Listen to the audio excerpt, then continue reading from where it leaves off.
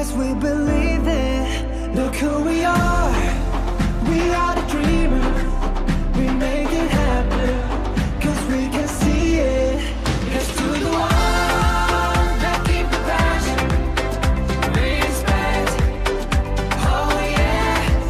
Yes, to the one that can imagine. Respect. Oh yeah.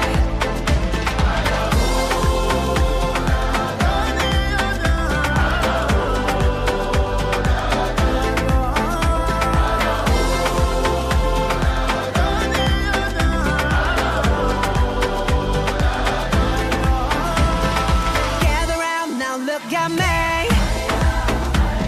Respect and love the only way. If you wanna come, come with me. The door is open every day. This 1 + 2 rendezvous, all invited. This what we do. How second টাইমে যারা সফল হয় তারা তাদের ব্যর্থতাটাকে অর্থাৎ তাদের ফেলিওরটাকে এনার্জিতে convert করে, বুঝছো? এনার্জিতে কনভার্ট করে। আমি যেহেতু দীর্ঘদিন ধরে প্রায় 1000 খানেক সেকেন্ড টাইমার নিয়ে কাজ করি এবং করে আসতেছি, আমি তাদের মেন্টালিটি জানি।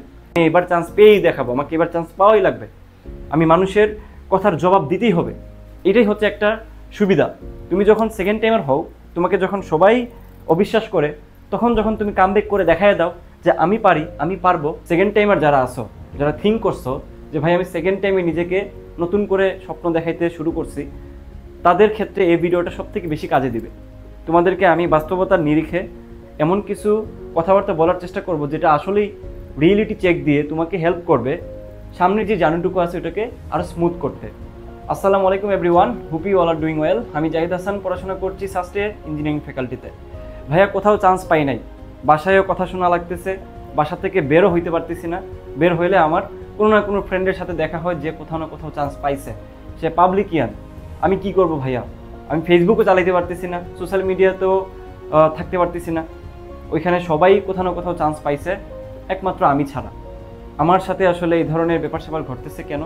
জীবনটা অনেক বেশি দুর্বিষহ মনে হচ্ছে এই মুহূর্তটাতে। কি করব ভাইয়া? তো এই দলটা নিঃসন্দেহে অনেক বেশি। অ্যাটলিস্ট আমি বলবো অ্যাডমিশন সিজন পরে 70% থাকে যারা আসলে কোথাও চান্স পায় না, বুঝছো? এবং সবথেকে কষ্টের ব্যাপার হচ্ছে এখান থেকে অ্যাটলিস্ট 10% থাকে যারা আসলে সত্যিকার অর্থে অনেক বেশি পরিশ্রম করছে, অনেক বেশি কষ্ট করছে, যারা চান্স পায় বিভিন্ন বিশ্ববিদ্যালয়ে তাদের মতো করেই পড়ছে এবং তাদের থেকে আরও বেশি পড়ছে, যারা আসলে ডিজার্ভ করে কোনো না কোনো একটা বিশ্ববিদ্যালয়ে একটা সিট অন্তত, তারাও চান্স পায় নাই। তারাই হচ্ছে এই 70% ভিতরেই চান্স পায় নাই। তো কয়েক ধরনের সেকেন্ড টাইমার আছে। সো আমি যেটা তোমাদেরকে বলতে চাচ্ছি, সেকেন্ড টাইম জার্নিটাতে তোমাকে আসলে কেউ সাপোর্ট করবে না। দেখবা যে তোমার একদম কাছের মানুষজন তোমার সাথে অন্যরকম বিহেভ করতেছে। আর সফল না হওয়ার যে ব্যাপারটা, এই ব্যাপারটুকু আসলে মানুষজন খুব বেশি অ্যাপ্রিসিয়েট করে। কিভাবে? তুমি যদি কোনো একটা জায়গায় চান্স পাও, ওইটাতে তোমাকে আইসা অ্যাপ্রিসিয়েট মানে ওইভাবে করবে না। মানে এমন একটা ভাব যে তুমি এজ ইউজুয়ালি চান্স পাইতা, কিংবা চান্স পাওয়ার মানে এমন কিছু করে ফেলো নাই যে তোমাকে আসলে মাথা তুলে নাচতে হবে। বাট তুমি যদি চান্স না পাও কোথাও, তখন আইসা সবাই তোমাকে একদম ফরজ কাজের মতো তোমাকে আইসা তুমি যে একজন ফেইলিওর ওইটা বুঝাইতে সাহায্য করাবে, এবং তুমি যে আসলে একজন কি বলা যায় ব্যর্থ মানুষ সেটা একদম হারে হারে টের পাওয়াতে সাহায্য করে। এটা হচ্ছে আমাদের সমাজ, আমাদের টক্সিক সোসাইটি। তো আমরা টক্সিক সোসাইটিতে থেকে সেকেন্ড টাইমে কামব্যাক করব, বুঝতে পারছো?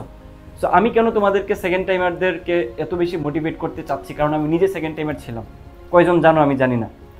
আমি প্রথমে হচ্ছে বুয়েটে পরীক্ষা দিই, বুয়েটের পিলি পর্যন্ত যাই, তারপরে আমার একটা বড় একটা লম্বা ইতিহাস, বুঝছো? সারা বাংলাদেশে বুয়েটের পিলি পর্যন্ত টিকার পরেও আমি কোথাও চান্স পাই নাই। সেকেন্ড টাইমে এসে আমি যতগুলো বিশ্ববিদ্যালয়ে পরীক্ষা দিছি সবগুলোতে টপ র্যাঙ্কিংয়ে থাকি। সো এটার গল্প আমি আজকে তোমাদেরকে বলবো না, বাট তোমাদেরকে যে আমি রিলেট করে করে কথা বলতে পারবো সেটার জন্য আমি এটা বলছি আর কি। তোমরা আবার অন্য কিছু মনে করিও না। তো দেখো, সেকেন্ড টাইমারদেরকে সেকেন্ড টাইমে কিছু ব্যাপার সেবার মাথায় রাখা উচিত। সেটা হলো প্রথম পয়েন্ট যে তুমি আসলে নর্মাল কোনো মানুষ না, তুমি হচ্ছে একজন রোবট। এই রোবটের মতো তোমাকে আচরণ করা লাগবে। যদি তুমি রোবট না হোক, তোমাকে নিজেকে যদি তুমি রোবট হিসেবে চিন্তা না করতে পারো, তাহলে যেটা হবে মানুষজনের কথা তোমাকে অনেক বেশি কষ্ট দিবে, বুঝছো? মানুষজনের কথা তোমাকে সব থেকে বেশি কষ্ট দিবে। আর সেকেন্ড টাইমে মানুষজন তোমাকে অনেক বেশি বাজেভাবে ট্রিট করবে, তোমাকে হারে হারে বোঝাইতে সাহায্য করবে যে তুমি একটা ফেলিওর। এটাই হচ্ছে আমাদের সোসাইটি। তো তুমি যদি স্ট্রং না থাকো মেন্টালি, স্ট্রং বলতে মানুষের পক্ষে স্ট্রং থাকা অনেকটাই কষ্টসাধ্য। হুট করে কেউ স্ট্রং হইতে পারে না, বাট হুট করে কেউ রোবট হইতে পারে, যে আমি ভিতরে ভিতরে কষ্ট পাচ্ছি বাট আমি এটা মিন করতেছি না, আমি বুঝাইতেছি না যে